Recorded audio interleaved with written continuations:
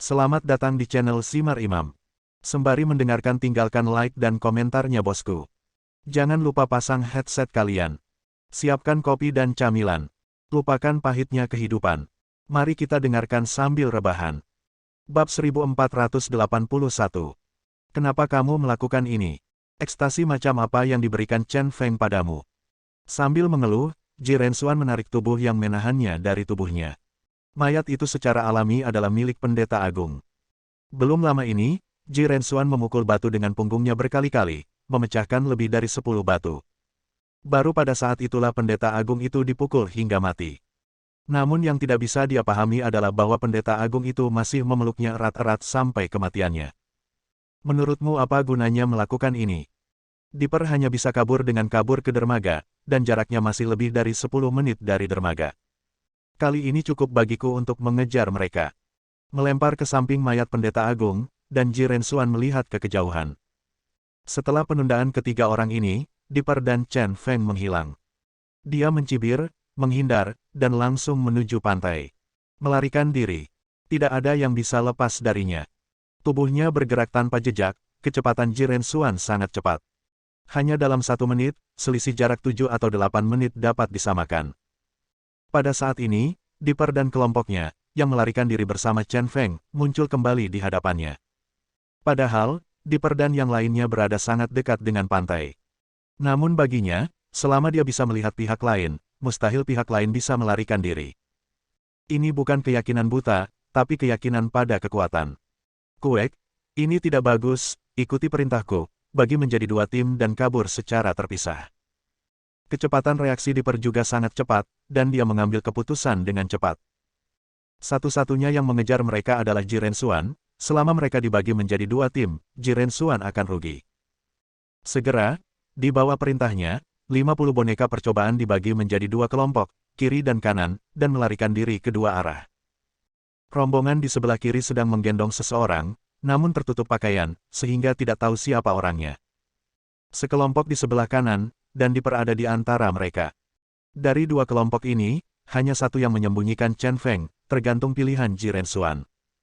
Setelah mencapai titik percabangan, Ji Rensuan tidak bisa menahan diri untuk tidak mengerutkan kening dan berhenti.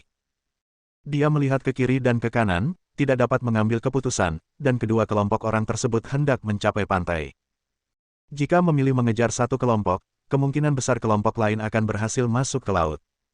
Dan kalau kita sampai di laut, alangkah mengerikannya jika ada kapal selam atau semacamnya. Merasa cemas, dia hanya mengertakkan gigi dan mengejar ke arah Dipper di sebelah kanan. Dia tidak percaya Dipper akan menggunakan dirinya sendiri sebagai umpan tanpa mempedulikan keselamatannya sendiri. Orang yang sangat pintar harus sangat menyayangi bulu dan tidak akan pernah mengorbankan dirinya sendiri. Tapi begitu saya mengambil langkah, saya ragu-ragu lagi. Mengingat Dipper sangat pintar, bagaimana dia bisa memiliki metode identifikasi yang begitu sederhana? Apakah ini penipuan? Dengan ragu-ragu, dia mengambil batu dari tanah. Karena Anda tidak memahaminya, mengapa tidak memverifikasinya sendiri? Dengan menggunakan kekuatan yang menakutkan, dia menggunakan batu itu sebagai senjata tersembunyi dan mengorbankannya. Dengan bunyi, desir, batu tersebut mengenai pinggang boneka percobaan yang membawa orang-orang dalam tim di sebelah kiri. Dengan suara, yang menyakitkan, boneka percobaan itu jatuh ke tanah. Orang yang digendong juga terjatuh ke tanah. Selimut yang menutupi dirinya terjatuh, memperlihatkan penampilan asli pria itu. Pria itu benar-benar gila. Haha, aku menemukannya. Ji Rensuan sangat gembira saat melihat Chen Feng. Lalu dia memamerkan tubuhnya dan bergegas. Dia tidak pernah menyangka bahwa orang seperti Dipper akan benar-benar menggunakan hidupnya sendiri sebagai umpan untuk menciptakan peluang bagi Chen Feng untuk melarikan diri. Ini adalah sesuatu yang dia tidak bisa mengerti. Di kejauhan, boneka eksperimental lainnya buru-buru mengangkat Chen Feng kembali dan berlari menuju pantai lagi. Namun, kecepatan mereka tidak bisa dibandingkan dengan Ji Rensuan. Hanya dalam beberapa detik, Ji Rensuan menyusul. Pukulan Kuangba menyerang, dan energi pukulan yang menakutkan menutupi area yang luas, langsung menjatuhkan ke-25 boneka percobaan ke tanah. Chen Feng, yang sedang digendong, juga terjatuh dengan keras. Lari. Bisakah kamu melarikan diri? Ji Rensuan berjalan perlahan ke arah Chen Feng dan berjongkok. Melihat Chen Feng yang tidak bergerak, dia tersenyum dingin dan berkata, begitu banyak orang yang berjuang untukmu, tetapi kamu masih tidak bisa lepas dari genggamanku. Oke, jangan menahan nafas terakhirmu, pergilah dengan tenang. Tidak akan ada rasa sakit jika kamu mati. Saat dia berbicara, dia mengangkat tangan kanannya, bersiap untuk memberikan pukulan fatal kepada Chen Feng. Tapi saat ini, Chen Feng tiba-tiba membuka matanya. Dia bahkan tersenyum pada Ji Rensuan dan berkata, maaf, Yang Mulia, saya juga disihir oleh Pendeta Agung. Jangan salahkan saya. Tiba-tiba, ekspresi Ji Rensuan berubah drastis. Dia memandang Chen Feng di depannya dan berkata dengan terkejut, kamu bukan Chen Feng, apakah kamu Dewa Variasi? Ya. Dewa Variasi melambaikan tangan kanannya di depan wajahnya, mengungkapkan aslinya penampilan. Pengungkapan ini hampir membuat Ji Rensuan marah. Padahal, bagi Dewa Variasi, mengambil keputusan untuk membantu Chen Feng adalah hal tersulit. Namun, imam besar baik hati padanya, dan setelah mendengarkan bujukan imam besar, dia memutuskan untuk menyeberang ke perairan yang bermasalah ini. Bagaimanapun, jika Chen Feng tidak memegang tangannya sebelumnya, dia pasti sudah lama mati. Ambil saja hidup ini dan kembalikan pada Chen Crazy. Ji Rensuan berdiri kaget dan melihat ke arah lain. Saya melihat Dipper dan yang lainnya telah tiba di pantai. Dan sebuah kapal selam perlahan muncul ke permukaan dan membuka palka. Itu tidak masuk akal, itu tidak masuk akal. Digoda seperti ini membuat Ji Rensuan sangat marah. Dia meraung seperti binatang buas dan mengeluarkan cambuk dari belakang. Dengan ayunan yang dahsyat, sebuah cambuk menghancurkan tubuh Dewa Variasi. Dewa Variasi meninggal secara mengenaskan dan menjadi seonggok daging busuk. Belum pasti apakah aku bisa pergi atau tidak.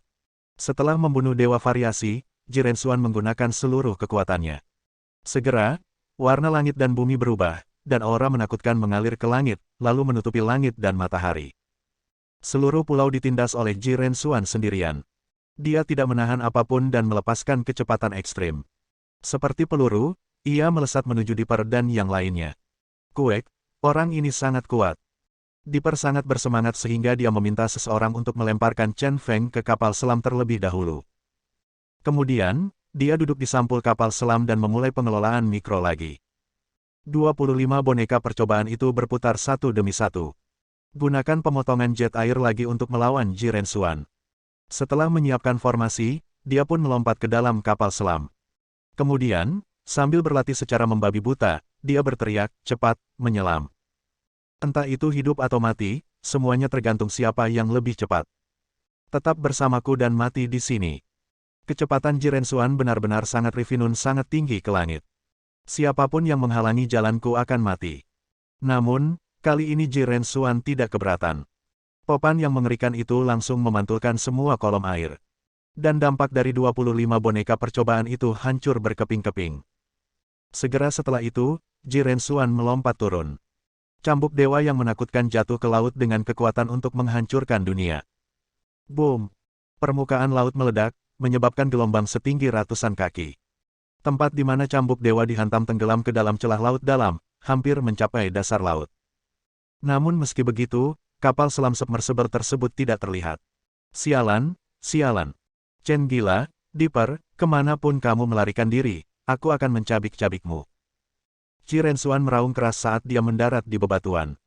Suaranya keras dan penuh kebencian, bergema dalam waktu lama. Bab 1482. Aliansi tertinggi yang menyangkut masa depan umat manusia ini akhirnya berakhir. Kekuatan yang kacau menyebabkan akhir yang kacau. Tampaknya tidak ada yang disebut pemenang. Keluarga suci, klan Aogu, dan klan Dewa telah menderita kerugian terberat. Tidak hanya pemimpin klan yang ditangkap oleh Ji Rensuan, tetapi semua kekuatan tempur luar biasa di bawahnya juga musnah. Akibatnya, keunggulan tiga klan kekaisaran dalam hal pencegahan kekuatan hilang. Tanpa pencegahan kekuatan, ketiga klan kekaisaran tidak akan dapat menjalankan kekuasaan absolut atas wilayah masing-masing seperti sebelumnya. Kekuasaan klan kekaisaran pasti akan terguncang. Sebagai kepala klan Kaisar Langit dari klan Ji, Chen Feng juga tidak menang. Meskipun dia melanggar rencana Ji Rensuan di Pulau Luoshen dan menggagalkan rencana Ji Rensuan untuk naik ke puncak, dia terluka parah dan hampir mati di bawah kekuatan absolut Ji Rensuan. Dan karena pengorbanan Baiki pada saat kritis, perhatiannya sedikit terganggu. Rencana penghancuran Pulau Luoshen yang telah dirumuskan bersama Tian Lao sebelumnya juga kandas karena sinyalnya tidak ditekan. Secara umum, kecuali Ji Rensuan, semua anggota klan kekaisaran telah dirusak. Kekuasaan yang memperbudak dunia juga telah sangat berkurang. Dari sudut pandang ini, aliansi tertinggi ini telah mencapai beberapa tujuan. Sebaliknya, tampaknya satu-satunya pemenang adalah Ji Rensuan. Namun, meskipun Ji Rensuan mengalahkan Chen Feng, membunuh kekuatan tempur luar biasa dari 3 klan kekaisaran, menangkap 3 kepala klan kekaisaran, dan memicu perang antara kedua angkatan laut. Namun hasil tersebut kurang memuaskan baginya. Akhir yang paling memuaskan dari cita-citanya adalah ketika Dewa Variasi menggantikannya di Pulau Luotian dan naik ke posisi tertinggi, dan dia memprovokasi 2 perang laut besar. Setelah itu, dia kembali ke Pulau Luotian, menggantikan Dewa Variasi, dan memulihkan status tertingginya dengan cara yang agung, sehingga menguasai dunia. Kemudian dia membiarkan dan terus mengobarkan pertikaian antara keluarga suci dan klan Aogu, menjerumuskan dunia ke dalam Perang Dunia III dan membuat umat manusia merasakan sakitnya di bawah kobaran api perang. Terakhir, sebagai Yang Maha Tinggi, dia berperan sebagai penyelamat. Akhiri perang dan jadilah dewa yang diakui oleh semua orang di dunia. Arahnya, karena Chen Feng, akhirnya menjadi serba salah. Dia tidak punya pilihan selain meledakkan dermaga Pulau Luotian, menaklukkan 3 klan kekaisaran dengan kekuatan, dan menangkap serta menculik kepala 3 klan kekaisaran. Meskipun ia memiliki potensi untuk menguasai dunia, ia tidak dapat mencapai kesempurnaan dan memenangkan hati orang-orang. Hal terpenting adalah jika Chen Crazy selamat, dia akan menjadi ancaman abadi baginya. Karena dia menemukan kemungkinan tak terbatas dalam diri Chen Feng. Apalagi saat Chen Feng diselamatkan oleh Dipper, kombinasi 2 orang tak tertandingi ini kemungkinan besar akan menciptakan keajaiban. Selain itu, ada hal lain yang membuatnya cukup pusing. Itulah kekuatan di balik klan Ji. Awalnya saya berpikir bahwa membiarkan Chen Feng mengidentifikasi ayahnya, ditambah dengan godaan dari yang tertinggi kedua, pasti akan membuat Chen Feng menyerah dan melayaninya. Chen Feng adalah bahan untuk tubuh suci yang dia temukan sejak lama, dan merupakan ramuan untuk keabadian keduanya. Semua faktor ini membuatnya tidak mengambil tindakan terhadap klan Ji Imperial, namun malah membiarkan klan Ji bertambah besar. Sekarang, dengan pemberontakan melawan Chen Feng, kekuatan ini pasti akan berbalik melawannya. Klan Dewa Tula tidak perlu dikhawatirkan. Di bawah serangannya, keluarga suci dan klan Aogu dihancurkan secara paksa, dan peperangan pun pecah. Kedua pemimpin klan itu bahkan disandera olehnya, jadi mereka tidak takut. Sebaliknya, kekuatan yang dikendalikan oleh klan Ji Imperial bersatu dan kuat. Bahkan tanpa Chen Feng, Kaisar Surga, dia tidak dapat diremehkan dan telah menjadi penghalang bagi dunia kendali ilahi. Berdiri di atas karang, memandangi laut yang berangsur-angsur kembali tenang, Ji Rensuan tampak serius. Masih marah, tiba-tiba ia menemukan bahwa kapal perang yang mendekat telah dicuri. Di wilayah laut tidak jauh dari Pulau Luotian, terdapat sebuah kapal induk besar yang memimpin armada besar. Angkatan bersenjata yang menakutkan ini, tidak tahu apa yang menunggunya, mengalami stagnasi. Di ruang komando kapal induk, layar elektronik yang tak terhitung jumlahnya mengeluarkan suara berdetak. Beberapa jenderal senior berkumpul di sekitar seorang lelaki tua, menunggu perintahnya. Dan orang tua itu adalah Tian Lao. Dengan identitasnya, ia sebenarnya datang ke kedalaman laut dan secara pribadi mengambil alih operasi militer ini. Saat ini, dia sedang menatap penerima sinyal di atas meja, tidak bergerak. Su Liguo berdiri di belakang Tian Lao, juga sangat cemas. Hari ini adalah hari aliansi tertinggi. Masa depan seluruh dunia bergantung pada hasil akhir aliansi ini. Penerima sinyal di meja akan menentukan pilihan kerajaan naga. Pilihan kerajaan naga akan menentukan masa depan dunia. Sinyal yang dia tunggu adalah pemancar sinyal yang dipegang Chen Feng. Begitu Chen Feng menekan pemancar sinyal, angkatan laut besar ini akan menghancurkan seluruh Pulau Luotian dengan daya tembak yang mengerikan. Tian Lao, jika Chen Feng tidak mengirimkan sinyal, haruskah kita melepaskan tembakan? Su Liguo bertanya, belum lama ini, dia mendapat kabar pastinya. Angkatan Laut Negara M dan Gabungan Angkatan Laut Domain O saling menyerang tanpa syarat. Kedua belah pihak menderita kerugian besar, kapal perang yang tak terhitung jumlahnya tenggelam dan angkatan laut yang tak terhitung jumlahnya hancur.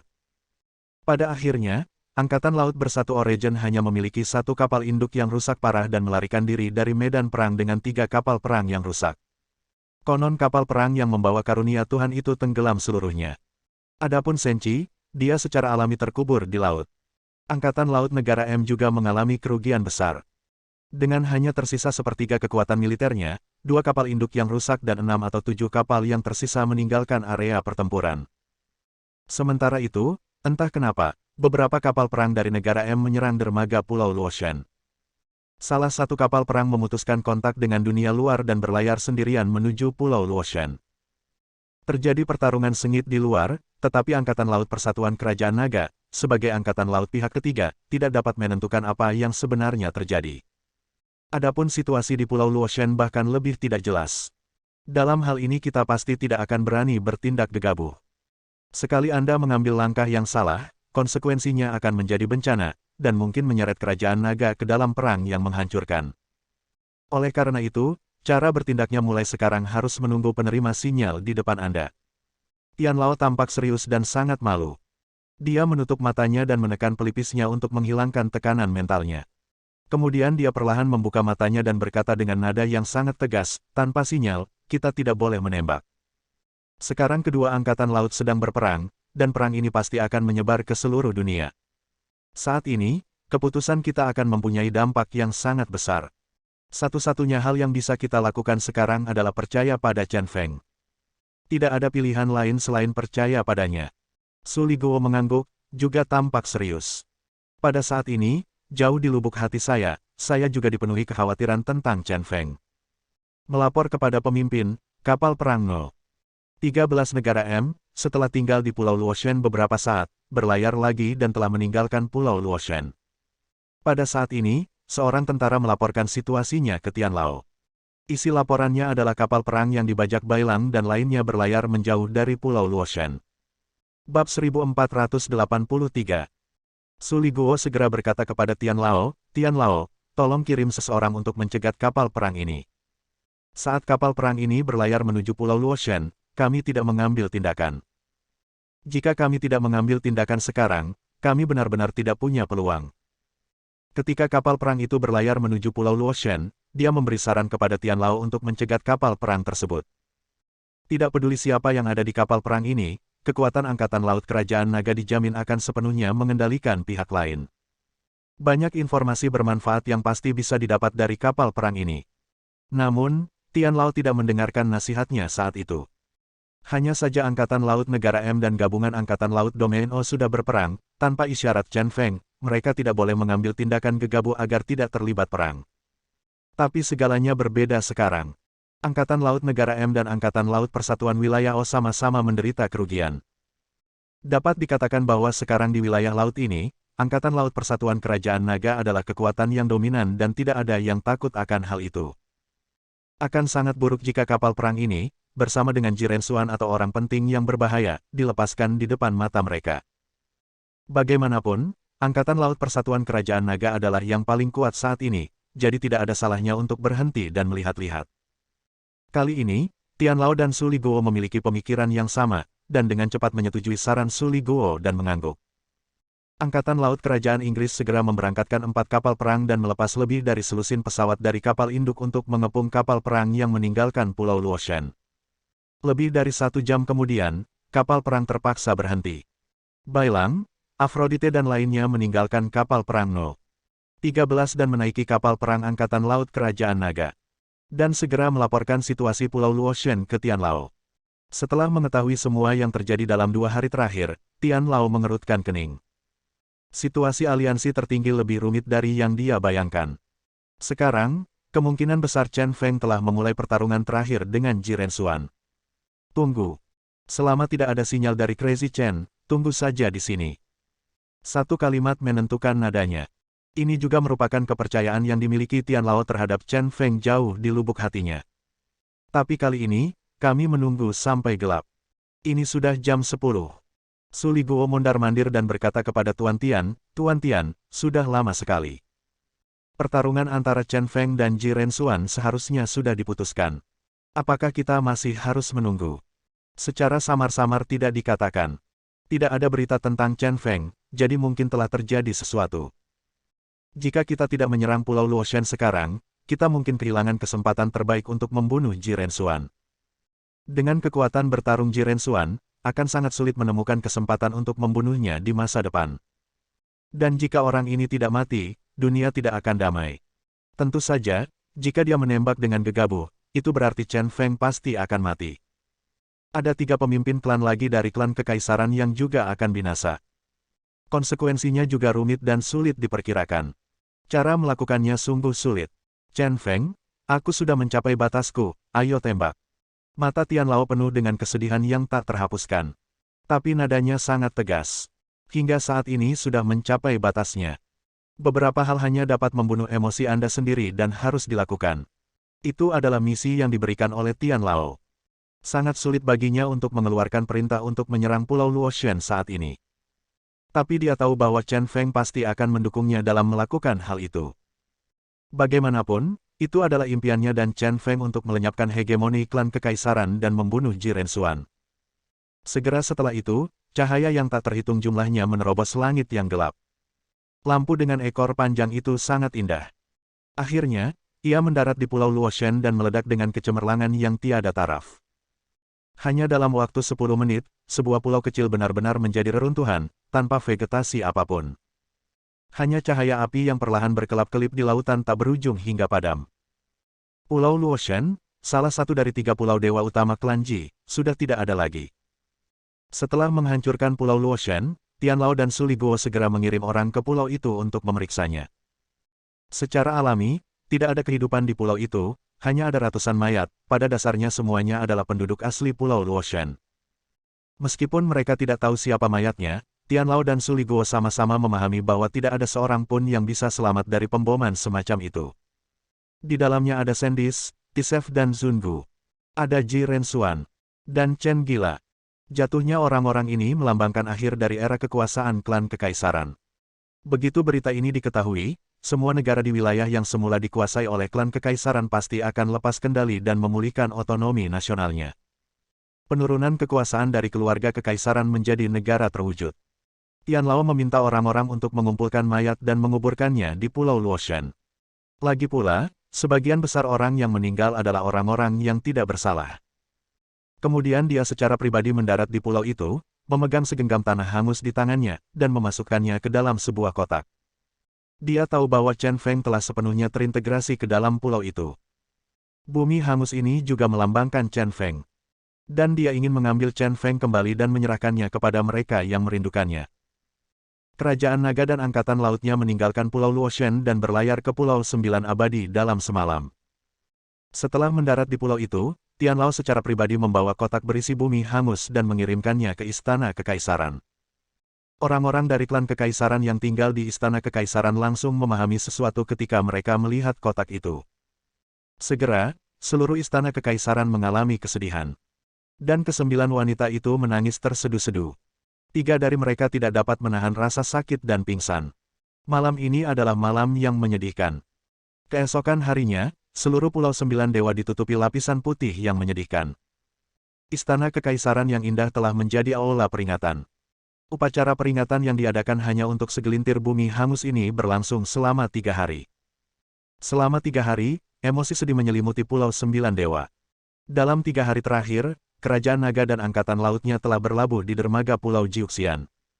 Tianlao selalu tinggal di sini dan tidak pernah pergi. Sesekali, berita dari seluruh dunia pun berkumpul. Yang mengejutkan Tianlao adalah dalam proses komunikasi dengan para pemimpin banyak negara, dia menemukan bahwa segala sesuatunya tidak berkembang sesuai harapannya. Dia awalnya berpikir bahwa sekarang setelah masalah ini selesai, negara M dan negara-negara lain di wilayah O akan mempertimbangkan situasi secara keseluruhan, menghentikan pasukan mereka dan berdamai, dan mulai menghapus pengaruh klan kekaisaran. Namun bukan saja mereka tidak melakukan hal ini, kontradiksinya menjadi semakin dalam. Tampaknya ada seseorang yang memimpin di belakang negara M dan negara-negara di domain O. Mereka saling menuduh membangun momentum, meningkatkan kemungkinan perang lebih lanjut antara kedua belah pihak. 3 hari kemudian, kedua belah pihak sudah berada pada level yang sama, dan sepertinya perang akan segera pecah. Seluruh dunia tegang dan tertekan oleh perang yang akan datang ini.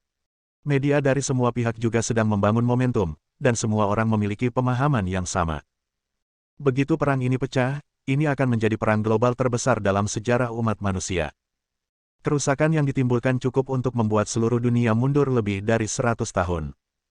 Banyak orang biasa yang akan kehilangan nyawanya dalam perang ini, dan banyak orang akan kehilangan tempat tinggal. Dunia telah menjadi neraka. Buat pernyataan untuk mengungkapkan posisi kerajaan naga. Siapapun yang memprovokasi perang terlebih dahulu akan menjadi musuh seluruh umat manusia. Tian Lao mondar-mandir, mengerutkan kening dan memberitahu Su Liguo. Kedua belah pihak sedang berperang satu sama lain dan perang akan segera terjadi. Hasil seperti itu bukanlah yang ingin dia lihat.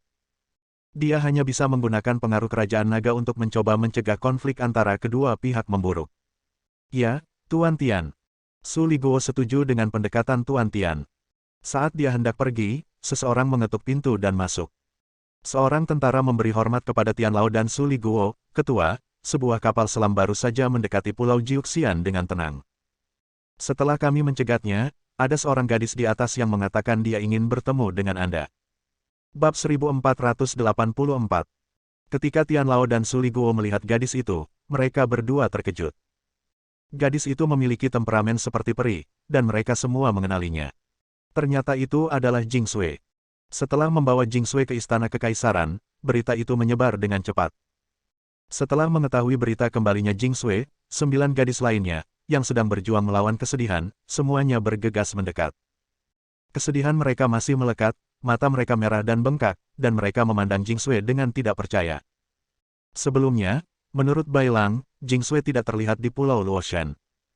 Keberadaan Jing Sui telah menjadi misteri. Awalnya saya berpikir jika Jing Sui ada di Pulau Luoshan, dia akan seperti Chen Feng dan tidak akan bisa lepas dari kesialan. Mereka sangat terkejut melihat Jing Sui lagi saat ini.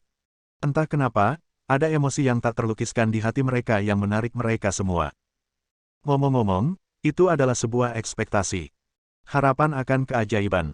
Meskipun Tian Lao mengatakan bahwa seluruh Pulau Luoshan hancur, Chen Feng tidak mungkin bisa bertahan. Namun tanpa melihat tubuh itu dengan mata kepala sendiri, mereka tetap menyimpan pikiran mereka. Bagaimanapun, Chen Feng adalah manusia seperti dewa di hati mereka, dan keajaiban apapun bisa terjadi pada Chen Feng. Jing Sui kembali dengan selamat, apakah itu berarti Chen Feng mungkin juga masih hidup? Dia masih hidup. Di bawah tatapan semua orang, Jing Sui akhirnya berbicara. 3 kata sederhana ini tiba-tiba membuat suasana adegan itu mengalir dari dasar keputusasaan ke langit harapan. Pria yang dia bicarakan adalah Chen Feng. Artinya singkat dan padat, Chen Feng masih hidup. Dengan suara, wow, Zhang Xinyan mendongak dan berteriak histeris, dan tiba-tiba pingsan di tanah. Air mata terus mengalir, dan emosinya tidak lagi terlihat. Chen Feng masih hidup, dan jiwanya yang hilang telah kembali. Wanita-wanita lain juga gemetar. Emosi itu membuat mereka merasakan apa itu kelahiran kembali. Tidak hanya ke-9 wanita tersebut, Tian Lao dan Su Liguo juga kaget sekaligus heboh setelah mendengar kabar tersebut. Su Liguo kehilangan ketenangannya dan dengan cepat bertanya, "Nona Jing Sui, apa yang terjadi? Di mana Chen Feng? Di mana dia?" Pertanyaan ini membuat semua orang fokus dan tenang. Karena ini juga menjadi perhatian terbesar mereka. Karakter Jing Sui sangat tenang, dan dia berkata dengan tenang, "Di mana orang gila itu? Saya tidak bisa mengatakannya untuk saat ini. Saya hanya membawa satu kalimat, orang gila itu meminta saya untuk memberitahu Anda, sehingga Anda dapat yakin, dia akan melakukannya kembali besok, Del. Ikuti dia." Meskipun Jing Sui tidak memberitahu di mana Chen Feng berada, semua orang merasa lega setelah mendengar kata-kata ini. Mereka semua memahami Chen Feng, dan mereka pasti akan melakukan apa yang mereka katakan. Dengan kata lain, besok harus menjadi hari kembalinya Chen Feng. Aku tidak bisa menangis lagi, kalau tidak besok tidak akan indah. Untuk menyambut orang gila itu, aku harus tampil terbaik. Zhang Xinyan menggigit lidahnya untuk berhenti menangis, dan bahkan memaksakan senyum. Wanita lain mengangguk ketika mereka mendengar apa yang dia katakan. "Ya, saya menangis terus-menerus selama 6 hari, dan mata saya bengkak." Luo Rongyan bahkan berkata, "Kali ini, kita bersepuluh akhirnya berkumpul bersama. Besok, kita akan menunjukkan yang terbaik untuk menyambut raja kita kembali." Mendengar ini, 10 wanita cantik dikelilingi satu sama lain. Datang dengan kesedihan dan pergi dengan sukacita. Jing Sui sedang berjalan di ujung, dan tiba-tiba langkah kakinya berhenti. Dia menoleh ke Tian Lao dan berkata, "Tian Lao, orang gila itu memintaku untuk memberitahumu bahwa jika Jiren Xuan menyerang sebelum dia kembali, kamu harus membela diri dan melawannya. Kamu tidak boleh menghadapinya dengan tergesa-gesa. Saat dia kembali, aku berharap dapat melihat semuanya hidup." "Terima kasih, Jing Sui." Tian Lao mengangguk untuk mengungkapkan rasa terima kasihnya. Meski ada senyuman di wajahnya, emosinya campur aduk. Setelah Jing Sui pergi, dia bergumam di mulutnya, Chen Feng belum mati, mungkinkah Ji Rensuan juga tidak mati? Dari mulut Jing Sui diketahui bahwa Chen Feng tidak tewas dalam pengeboman hari itu. Hal ini sudah membuatnya sedikit sulit dipercaya. Sayangnya, Jing Sui tidak banyak bicara dan tidak dapat memberikan informasi lainnya. Mungkinkah Ji Rensuan, seperti Chen Feng, juga lolos dari pemboman? Kalau dipikir-pikir, ini sangat mungkin. Sebelumnya ada spekulasi bahwa tampaknya ada manipulator di balik layar di balik konflik antara negara M dan negara-negara di domain O. Jika Ji Rensuan tidak mati, kemungkinan besar itu adalah Ji Rensuan. Keesokan harinya, hari masih gelap dan gelap. Namun, 10 wanita datang ke pantai lebih awal untuk menonton dari jauh, menunggu kembalinya Chen Feng. Mereka pada dasarnya cantik, untuk menyambut Chen Feng, masing-masing dari mereka telah didandani dengan cermat, menjadi pemandangan terindah di tepi laut. Bai Xian mengenakan rok merah muda, dan temperamen serta penampilannya tak tertandingi.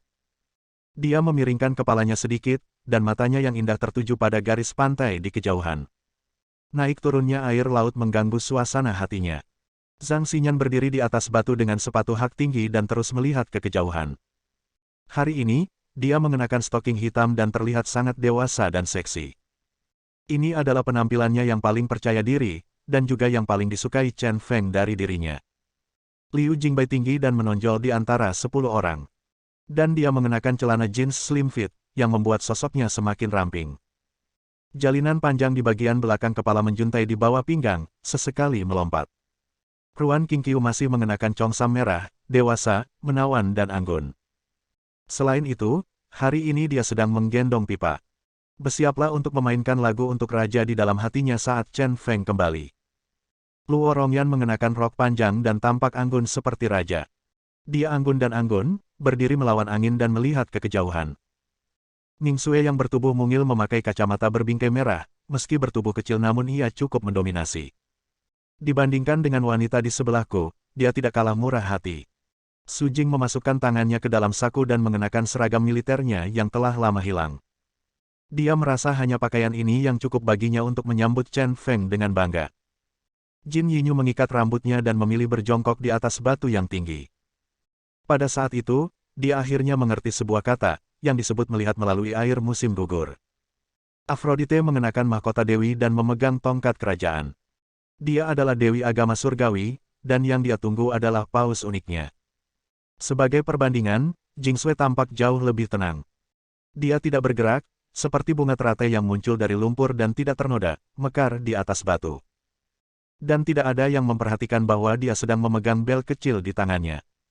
Begitu saja, tunggu dan tunggu. Sebelum Chen Feng bisa menunggu, ke-10 gadis itu secara tidak sengaja menyaksikan matahari terbit di laut bersama-sama. Sangat cantik. Lihat, apa itu di langit? Jin Yinyu, yang sedang berjongkok di atas batu tinggi, tiba-tiba menyala dan berdiri. Dia menunjuk ke suatu titik tinggi di langit, menunggangi matahari, dan berkata kepada beberapa wanita lainnya. Setelah Jin Yinyu mengatakan ini, semua orang mengerti maksudnya. Titik itu semakin besar, dan Bai Xian berkata dengan terkejut, kalau begitu, itu adalah seseorang, terbang di langit. Secara alami, tidak ada orang di dunia ini yang bisa terbang. Yang dilihat 10 gadis itu adalah Ji Rensuan dengan kaki di atas tiang besi. Dia mengulangi trik lamanya dan menggunakan teknik mengerikan mengendarai tiang untuk mendarat di Pulau 9 Dewa. Bab 1485. Belum lama ini, Angkatan Laut Kerajaan Naga yang berlabuh di Pulau Jiuxian tiba-tiba menemukan sinyal adanya kapal perang. Itu tidak jauh dari mereka, dan menuju Pulau 9 Abadi. Suasana tiba-tiba menjadi tegang, dan semua orang dalam keadaan siaga tempur. Tian Lao dan Su Liguo dengan cepat tiba di ruang kendali kapal induk, ekspresi mereka tegang. Meski lawan hanya memiliki satu kapal perang, namun di periode khusus ini masyarakat harus waspada. Saat ini, kapal perang tak dikenal tersebut berinisiatif melakukan kontak dengan kapal induk. Halo, saya Tisef, pemimpin klan Aogu. Saya baru saja melarikan diri dari Ji Rensuan. Sekarang saya membawa kapal perang ini bersama Sendis, pemimpin keluarga suci, dan Zungu, pemimpin klan Dewa Tula, yang akan datang ke Pulau 9 Dewa untuk mencari bantuan. Tempat berlindung. Suara Tisef terdengar dari ujung lain sinyal. Rendah dan menyedihkan. Diulang berkali-kali. Tian Lao dan Su Liguo sama-sama sangat terkejut, dan tampak sedikit tidak siap menghadapi kejadian mendadak ini. Kepala tiga klan kekaisaran belum mati. Apakah itu berarti Ji Rensuan benar-benar belum mati? Su Liguo berkata kepada Tian Lao, apa yang harus kita lakukan sekarang? Setelah memikirkannya, Tian Lao memberi perintah, beritahu Tisef untuk membiarkan kapal perang yang mereka tumpangi berhenti 2 mil jauhnya dari Pulau Jiuxian dan tunggu. Kapal perang kita lewat. Jika mereka melewati batas 2 mil, segera tembak dan tenggelamkan mereka.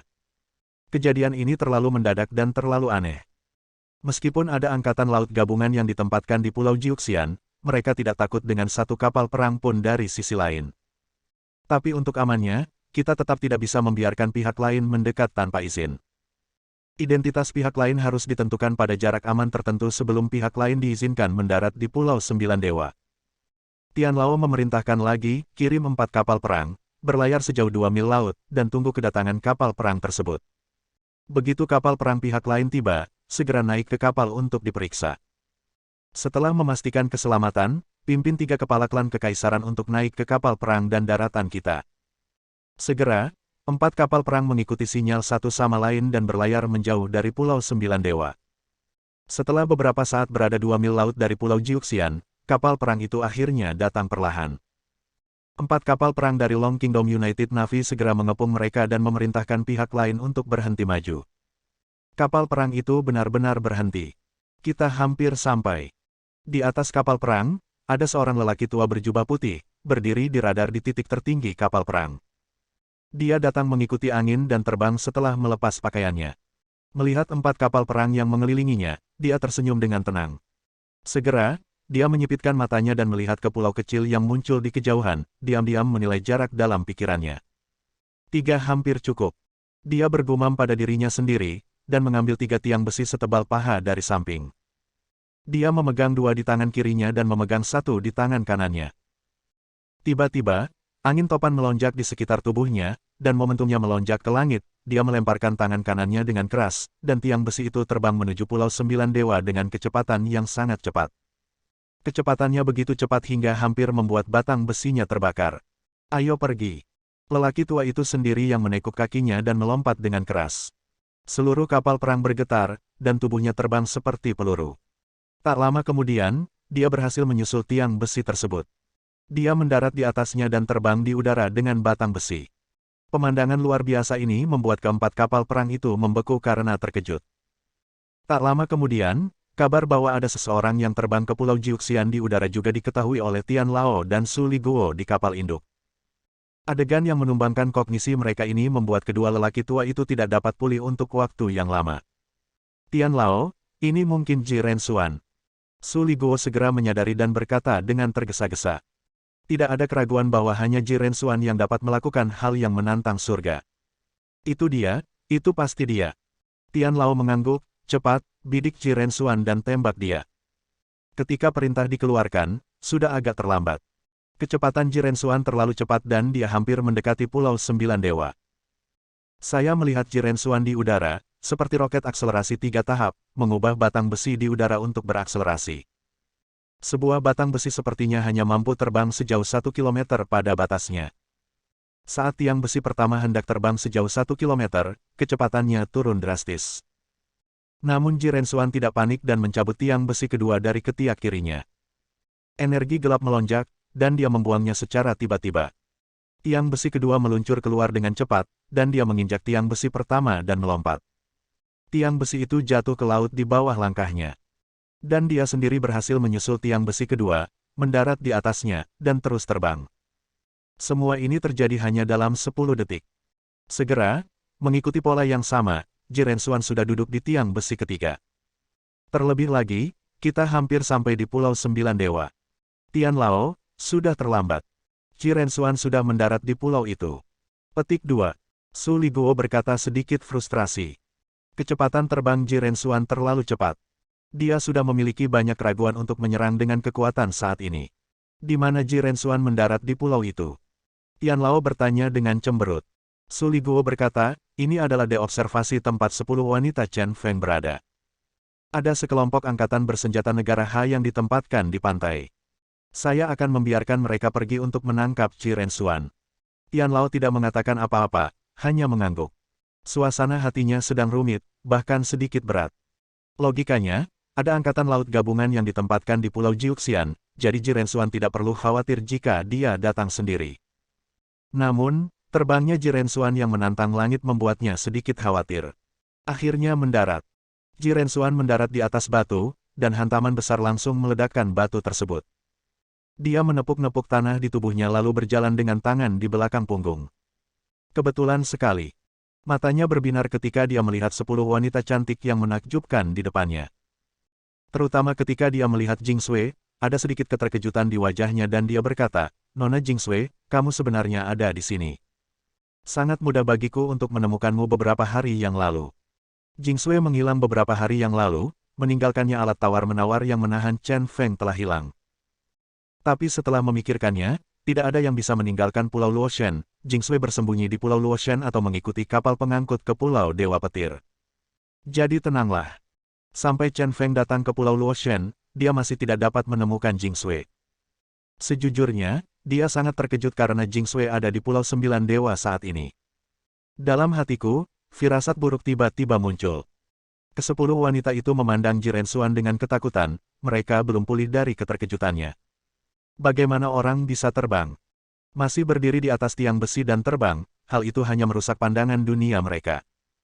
Bai Xian, Luo Rongyan dan Su Jing melindungi gadis-gadis lain di belakang mereka. Jing Sui, bagaimanapun, berdiri diam, tidak bergerak. Dia berkata kepada yang lain, "Kamu mundur, aku akan menghentikannya." Dia menggerakkan tangan kanannya sedikit, dan senjata tersembunyi penghancur Buddha muncul. Dia mengaktifkan 9 jarum penghancur Buddha, dan 9 jarum panjang itu terbang dengan suara mendesing dan bergegas menuju Qi Rensuan. Trik kecil. Qi Rensuan tampak menghina dan melambaikan tangan kanannya dengan lembut. Lengan panjangnya terayun, dan gelombang udara melonjak keluar, langsung mengeluarkan 9 jarum panjang. "Ayo pergi." Jing Sui mengendalikan senjata tersembunyi itu, mencabut 9 jarumnya, dan berteriak. 9 jarum penghancur Buddha miliknya, harta paling berharga dari Sekte Yuntang, tidak berpengaruh pada Qi Rensuan. Ini membuatnya mengerti bahwa lelaki tua di depannya itu luar biasa kuat.